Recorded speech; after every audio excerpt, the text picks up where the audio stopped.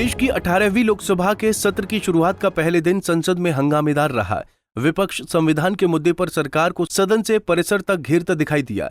ऐसे में संसद सत्र के प्रारंभ में ही पक्ष विपक्ष के बीच घमासान होता नजर आया। इस चुनाव में संविधान बचाओ की दुहाई देने वाले इंडिया अलायंस ने संसद के पहले ही दिन अपने इरादे भी जाहिर कर दिए। सोमवार को पहले दिन ही कांग्रेस सपा समेत विपक्ष के सांसद संविधान हाथों में लेकर संसद पहुंचे और लोकतंत्र को बचाने का अपना प्रण दोहराया। विपक्ष के इस प्रदर्शन पर जुबानी वार पलटवार होता भी दिखाई दिया। डेमोक्रेटिक नॉर्म्स को तोड़ रहे हैं, इसीलिए आज हम ये दिखाना चाहते हैं, भाई मोदी जी आप संविधान के तहत चलिए। एक तो संविधान को माथा टेककर मोदी साहब ने शपथ ली है और नरेंद्र मोदी जी कोई संविधान बदलने वाले नहीं है। आपको बता दें कि चुनाव में इंडिया गठबंधन ने प्रधानमंत्री नरेंद्र मोदी पर तानाशाह होने का बड़ा आरोप लगाया था। वहीं प्रचार के दौरान चुनावी रैलियों में विपक्ष की ओर से सरकार की मंशा पर सवाल उठाते हुए संविधान बदले और लोकतंत्र समाप्त करने की बात भी कही गई थी, जिस पर सरकार की ओर से खुद प्रधानमंत्री की सफाई आई थी। लेकिन बीजेपी नेताओं के बयानबाजी के चलते विपक्ष ने पूरा चुनाव इसे ही मुद्दा बनाकर लड़ा, जिसका फायदा इंडिया और नुकसान एनडीए गठबंधन को चुनाव में हुआ है। इसी नुकसान के चलते बीजेपी तीसरी बार देश में अपनी पूर्ण बहुमत की सरकार बनाने में नाकाम रही है। लोकतंत्र और संविधान बचाने का मुद्दा विपक्ष चुनाव में उठाने के बाद अब संसद में इसकी लड़ाई लड़ता दिखाई दे रहा है, जिसकी बानगी विपक्ष ने संसद सत्र के पहले दिन सदन में दिखाई है। कांग्रेस अध्यक्ष और राज्यसभा में नेता विपक्ष मल्लिकार्जुन खड़गे के संसद परिसर में प्रदर्शन के दौरान आया बयान भी इस बात के साफ संकेत दे रहा है कि विपक्ष लोकतंत्र और संविधान के मुद्दे पर सरकार को सदन में घेरेगा।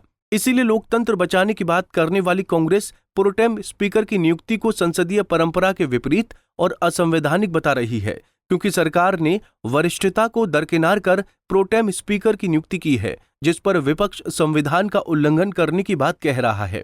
देखिए, संविधान को बचाने के लिए हमने जो कोशिश की थी उसमें सारी जनता हमारे साथ दी, लेकिन मोदी जी संविधान को तोड़ने की कोशिश किए।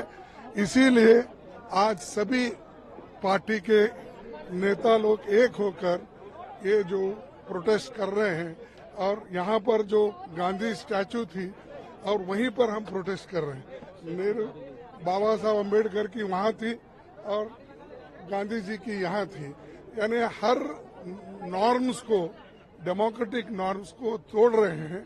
इसीलिए आज हम ये दिखाना चाहते हैं, भाई मोदी जी आप संविधान के तहत चलिए। कांग्रेस अध्यक्ष खड़गे ने सरकार को संविधान के तहत चलने की नसीहत देकर पीएम मोदी पर वार किया, तो तुरंत इस पर केंद्रीय मंत्री और महाराष्ट्र के दलित नेता रामदास अठावले ने सरकार की ओर से पलटवार कर दिया, जिससे सत्ता पक्ष और विपक्ष में जुबानी घमासान तेज होता नजर आया।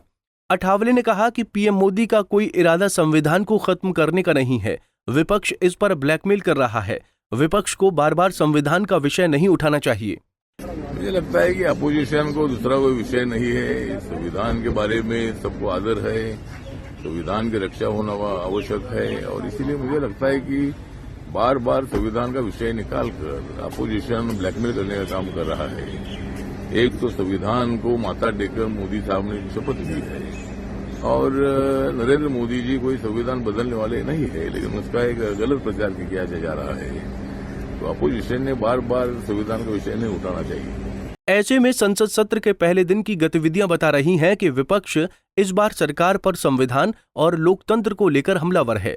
विपक्ष की ओर से सदन में इस मुद्दे पर सरकार को घेरने का प्रयास किया जाएगा। इसके लिए सपा कांग्रेस सहित इंडिया गठबंधन के तमाम दलों में आपसी तालमेल भी दिखाई दे रहा है। पहले दिन ही सदन में राहुल गांधी और अखिलेश यादव एक साथ बैठे भी नजर आए। वहीं गांधी और अंबेडकर प्रतिमा के समीप विपक्ष के प्रदर्शन में सोनिया गांधी और मल्लिकार्जुन खड़गे भी मौजूद रहे, जो इस बात को दर्शा रहा है कि विपक्षी इंडिया गठबंधन के कुनबे को कांग्रेस मजबूती से साध रही है और सभी दलों के सदन में एक साथ होने से उनकी एकजुटता भी नजर आ रही है, जो मोदी सरकार के सामने आने वाले दिनों में संसद की कार्यवाही के दौरान चुनौती पेश करती दिखाई दे सकती है। Bureau report, Punjab Kesari TV. हमसे जुड़े रहने के लिए हमारे YouTube चैनल को सब्सक्राइब करें और नई वीडियो की नोटिफिकेशन के लिए बेल आइकॉन को दबाएं। अगर आप ये वीडियो Facebook पर देख रहे हैं तो लाइक जरूर करें और ज्यादा से ज्यादा शेयर करें। धन्यवाद।